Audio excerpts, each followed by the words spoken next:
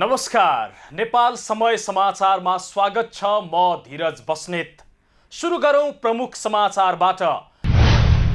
प्रतिनिधि सभा विघटन विरुद्ध विपक्षी दलहरूले भोलि सोमबार सर्वोच्च अदालतमा रिट दायर गर्ने। सांसद संख्या घटेको भन्ने कुरा गलत भएको माओवादी केन्द्रका अध्यक्ष दाहालको दाबी। संसद भङ्ग भएसँगै आगामी आर्थिक वर्षको बजेट अध्यादेश मार्फत आउने पक्का। सस्तो लोकप्रियता कमाउने र चुनाव प्रभावित पार्ने बजेट नल्याउने प्रधानमन्त्री ओलीको भनाई। जनता समाजवादी पार्टीको ठाकुर र महतो समूह यही साता सरकारमा सहभागी हुने। प्रधानमन्त्री ओलीसँग गोप्य सहमति भएको खुलासा। पछिल्लो 24 घण्टामा कोरोनाबाट थप 193 जनाको मृत्यु। बेलायतले कोभ्याक्स कार्यक्रम अन्तर्गत नेपाललाई 20 लाख डोज कोभिसिल्ड खोप उपलब्ध गराउने। र म्यानमारमा सैन्य कुलाई समर्थन नगर्ने 1,25,000 शिक्षक निलम्बित। विश्वविद्यालयका 19,500 कर्मचारीको समेत जागिर खोसियो।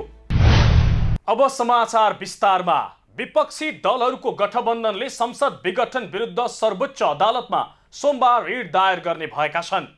प्रधानमन्त्रीको सिफारिसमा राष्ट्रपति विद्यादेवी भण्डारीले गत शुक्रबार मध्यरातमा संसद विघटन गरेपछि विपक्षी दलले 149 जना सांसदको हस्ताक्षर सहित सर्वोच्च अदालतमा रिट दिन लागेका हुन्। नेकपा माओवादी केन्द्रका अध्यक्ष पुष्पकमल दाहालले आज समय अभावका कारणले रिट दर्ता हुन नसकेको बताए। तयारी नपुगेका कारण सोमबार बिहान आफूहरू भौतिक रूपमै अदालतमा उपस्थित भएर रिट दायर गर्ने उनको भनाइ छ। दाहालले माधव नेपाल पक्षका सांसद घटेको भन्ने कुरा गलत रहेको भन्दै 149 संख्या बढेको दाबी गरे। त्यो 149 प्लस अरू केही साथीहरू पनि थपिनु भएको छ। हामी रिटको तयारी भइराखेको छ। त्यो अन्तिम चाहिँ ड्राफ्ट चाहिँ अन्तिममा पुगेको छ। बेलुकासम्म त्यो टुङ्गिँदैछ।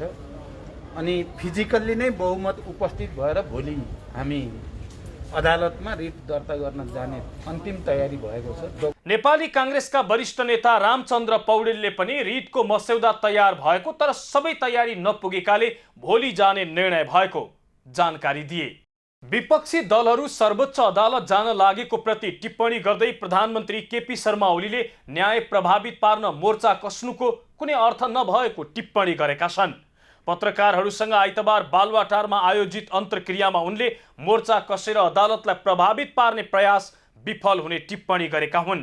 यस्तै प्रधानमन्त्री ओलीले आफूलाई पहिले विश्वासको मत पाइन्छ भन्ने नलागे पनि तत्कालीन घटनाक्रममा परिवर्तन आएपछि प्रधानमन्त्रीको दाबी गरेको बताएका छन्।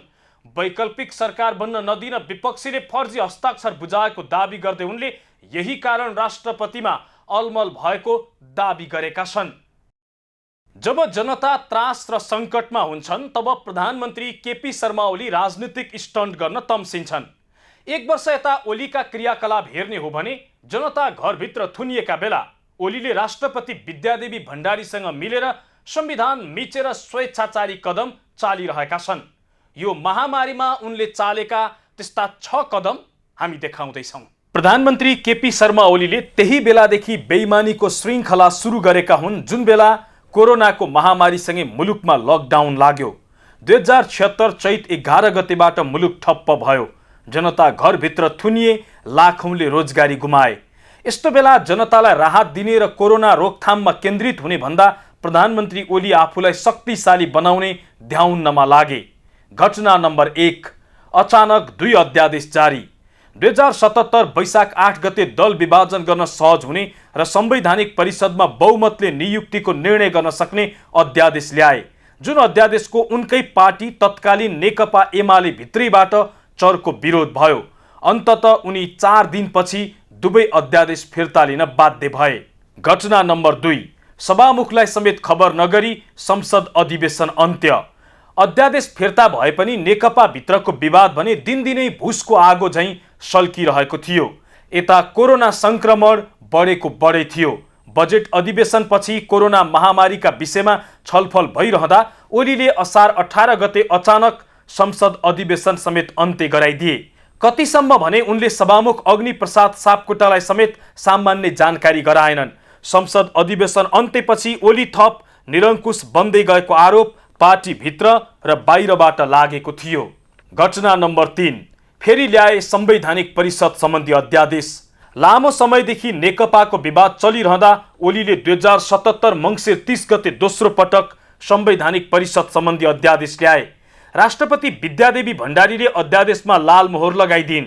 संवैधानिक परिषद सम्बन्धी ऐनमा बैठकमा अध्यक्षसहित अन्य 4 सदस्य उपस्थित हुनुपर्ने व्यवस्था थियो, तर अध्यादेशमा कायम रहेका सदस्यहरूको बहुमत सदस्यले निर्णय गर्न सक्ने व्यवस्था गरिएको थियो। सोही अध्यादेश अनुसार नै ओलीले 32 जनालाई विभिन्न संवैधानिक निकायको पदाधिकारीमा नियुक्त गरेका थिए। घटना नम्बर 4, संविधान कुल्चेर प्रतिनिधि सभा विघटन। अध्यादेशले नेकपा विवाद चरम उत्कर्षमा पुगेको थियो। संवैधानिक परिषद सम्बन्धी अध्यादेश ल्याएको 5 दिनपछि अर्थात् पुस 5 गते ओलीले प्रतिनिधि सभा विघटन गरी निर्वाचनको मिति घोषणा गर्न राष्ट्रपति समक्ष सिफारिस गरे। प्रधानमन्त्रीको सहयोगीको भूमिकामा देखिएकी राष्ट्रपतिले सामान्य परामर्श समेत नगरी मन्त्री परिषदको सिफारिसमा लाछाप लगाइदिइन्। उनको यो कदमपछि विरोध र समर्थनमा सडक तातियो। लकडाउनले थलिएको देश बिस्तारै लय समात्ने प्रयत्नमा थियो, तर देश आन्दोलित बन्यो। अन्ततः फागुन 11 गते सर्वोच्च अदालतले ओलीको कदमलाई बदर गरिदियो, निर्वाचन टर्यो र प्रतिनिधि सभा पुनर्स्थापना भयो। घटना नम्बर 5, संसदलाई पङ्गु बनाउने प्रयास। पुनर्स्थापित संसदलाई ओलीले बिजनेस विहीन बनाइदिए। आफ्नो कदमलाई उचित ठहर्याउन प्रतिनिधि सभालाई पङ्गु बनाउन ओली उद्धत भए। ओलीले बिजनेस नै नदिई वैशाख 6 गते हठात पुनर्स्थापित प्रतिनिधि सभाको हिउँदे अधिवेशन अन्त्यका लागि सिफारिस गरे र राष्ट्रपति पहिले जस्तै ओलीको सहयोगी बनिदिइन्। घटना नम्बर 6, असंवैधानिक ढङ्गले फेरि प्रतिनिधि सभा भङ्ग। पहिलो पटक विघटन गरेको प्रतिनिधि सभा सर्वोच्च अदालतले पुनर्स्थापित गरेको 3 महिना नबित्दै फेरि ओलीले संसद विघटन गरेका छन्। पहिलो पटक विघटन गरेको संसदले विश्वासको मत नदिएपछि उनी पदमुक्त भए, तर फेरि संविधानको धारा 76 को उपधारा 3 बमोजिम उनी पुनः प्रधानमन्त्रीमा नियुक्त भए। फेरि पनि विश्वासको मत नपाउने देखेका उनले धारा 76 को उपधारा 5 बमोजिम नयाँ सरकार गठनका लागि मार्ग प्रशस्त गरे। तर उपधारा 5 बमोजिम सरकार बन्ने सम्भावना कायमै रहँदा उनले पुनः प्रतिनिधि सभा विघटन गरी निर्वाचनको घोषणा गरेका छन् र उनको यो घोषणालाई राष्ट्रपतिले सदर गरिदिएकी छिन्। जनता महामारीबाट प्रताडित भएका छन्। कोरोना संक्रमितको संख्या थपिएको मात्र छैन, ज्यान गुमाउनेको संख्या समेत बढेको बढै छ। तर सरकार भने नागरिकको जीवनलाई उपेक्षा गर्दै निर्वाचन गर्न तम्सिएको छ। राष्ट्रपति विद्यादेवी भण्डारीले संसद भङ्ग गरेपछि आगामी आर्थिक वर्षको बजेट अध्यादेश मार्फत आउने पक्का भएको छ। शुक्रबार साँझसम्म बजेट कसरी आउने भन्ने बारे अन्योलता भए पनि राष्ट्रपतिले मध्यरातमा संसद विघटन गरेर बजेट ल्याउने माध्यम क्लियर गरिदिएकी हुन्। प्रतिनिधि सभा विघटन भएसँगै आगामी आर्थिक वर्षको बजेट अध्यादेश मार्फत आउने भएको छ।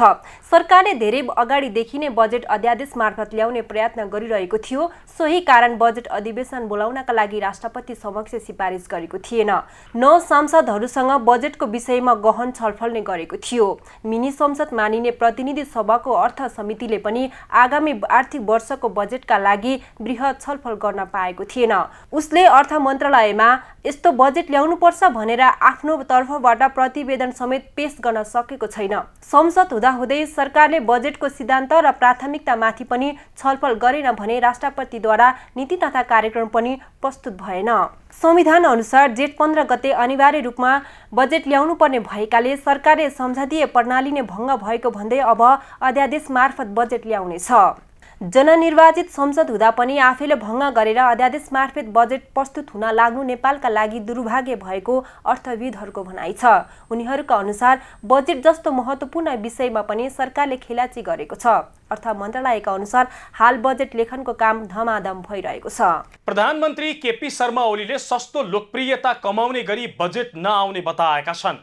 आइतबार बालुवाटारमा पत्रकारहरूसँगको अन्तर्क्रियामा प्रधानमन्त्री ओलीले अध्यादेश मार्फत बजेट आउने बताउँदै उनले विकास निर्माणलाई निरन्तरता दिए पनि कोभिड केन्द्रित बजेट ल्याउने बताएका हुन्। उनले चुनावको मुखमा बजेट आउन लागेको भए पनि सस्तो लोकप्रियता कमाउने र चुनाव प्रभावित पार्ने बजेट नल्याउने बताए।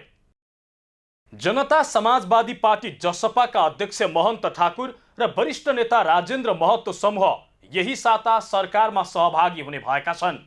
महत्त्वपूर्ण मन्त्रालय सहित उनीहरू सरकारमा सहभागी हुन सहमत भएका हुन्। प्रधानमन्त्री केपी शर्मा ओलीसँग महन्त र राजेन्द्र महतोको सरकारमा सहभागी हुने सहमति भइसकेको नेताहरूले बताएका छन्। नागरिकता सम्बन्धी अध्यादेश राष्ट्रपतिबाट प्रमाणीकरण भएर थप केही माग यही साताभित्र पूरा हुने र त्यसपछि सरकारमा सहभागी हुने एक नेताले जानकारी दिए।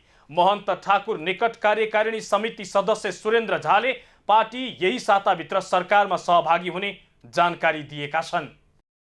स्वतन्त्र सांसद राजीव गुरुङ दीपक मनाङ्गेले गण्डकी प्रदेश सरकारको युवा तथा खेलकुद मन्त्रीको हैसियतमा आज शपथ ग्रहण गरेका छन्। मुख्यमन्त्री पृथ्वी सुब्बा गुरुङको उपस्थितिमा आइतबार प्रदेश प्रमुख सीता कुमारी पौडेलले उनलाई शपथ खुवाएकी हुन्। मनाङ्गेलाई जेठ 5 गते मुख्यमन्त्री गुरुङले 5 मन्त्रीलाई नियुक्त गरेको भए पनि 4 मन्त्रीले मात्रै शपथ लिएका थिए। मनाङ्गे काठमाडौँ भएकाले शपथ लिन पाएका थिएनन्।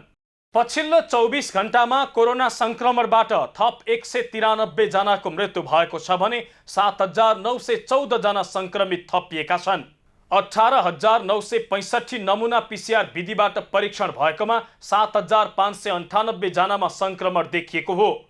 यस्तै 931 नमुना एन्टिजेन विधिबाट गरिएको परीक्षणमा 316 जनामा संक्रमण पुष्टि भएको स्वास्थ्य मन्त्रालयका प्रवक्ता जागेश्वर गौतमले जानकारी दिए। देशभर सक्रिय संक्रमितको संख्या 1,15,547 पुगेको छ। बेलायतले कोभ्याक्स कार्यक्रम अन्तर्गत 20 लाख डोज कोभिसिल्ड खोप उपलब्ध गराउने भएको छ। अहिले नेपाललाई खोपको आवश्यकता परेको भन्दै बेलायतले उपलब्ध गराउन लागेको हो। विश्व स्वास्थ्य संगठनको कोभ्याक्स कार्यक्रम मार्फत खोप कोभिसिल्ड उपलब्ध गराउन लागि हो। भारतको सिरम कम्पनीले कोभिसिल्ड उपलब्ध नगराएका कारण पहिलो डोज खोप लगाएकाहरूले अर्को डोज लगाउन पाएका छैनन्। बेलायतले आफैले नभई कोभ्याक्स कार्यक्रम अन्तर्गत उक्त सहयोग गर्न लागेको हो। अब एउटा अन्तर्राष्ट्रिय समाचार। म्यानमारको सैनिक जुन्ता सरकारले सैन्य कुलाई समर्थन नगर्ने 1,25,000 शिक्षकलाई निलम्बन गरेको छ। सैनिक सरकार विरुद्धको आन्दोलनमा सहभागी भएको भन्दै उनीहरूलाई निलम्बन गरिएको म्यानमारका शिक्षकहरूको संगठन म्यानमार टिचर्स फेडरेसनले जानकारी दिएको छ। शैक्षिक सत्र सुरु हुनुभन्दा केही दिन अघि मात्र सैन्य सरकारले शिक्षकहरूलाई निलम्बन गरेको हो। केही शिक्षक तथा अभिभावकले भने सैन्य कुले देशलाई पछाडि धकेलेको भन्दै विद्यालय बहिष्कार गरेको उल्लेख गरिएको छ। विद्यालय तहका शिक्षकका साथै झण्डै 19,500 विश्वविद्यालयका कर्मचारीलाई समेत निलम्बन गरिएको टिचर्स ग्रुपले उल्लेख गरेको छ। हामी नेपाल समय समाचारको अन्त्यमा आइपुगेका छौं। अन्त्यमा प्रमुख समाचार पुनः एकपटक। प्रतिनिधि सभा विघटन विरुद्ध विपक्षी दलहरूले भोलि सोमबार सर्वोच्च अदालतमा रिट दायर गर्ने। सांसद संख्या घटेको भन्ने कुरा गलत भएको माओवादी केन्द्रका अध्यक्ष दाहालको दाबी। संसद भङ्ग भएसँगै आगामी आर्थिक वर्षको बजेट अध्यादेश मार्फत आउने पक्का। सस्तो लोकप्रियता कमाउने र चुनाव प्रभावित पार्ने बजेट नल्याउने प्रधानमन्त्री ओलीको भनाई। जनता समाजवादी पार्टीको ठाकुर र महतो समूह यही साता सरकारमा सहभागी हुने प्रधानमन्त्री ओलीसँग गोप्य सहमति भएको खुलासा। पछिल्लो 24 घण्टामा कोरोनाबाट थप 193 जनाको मृत्यु।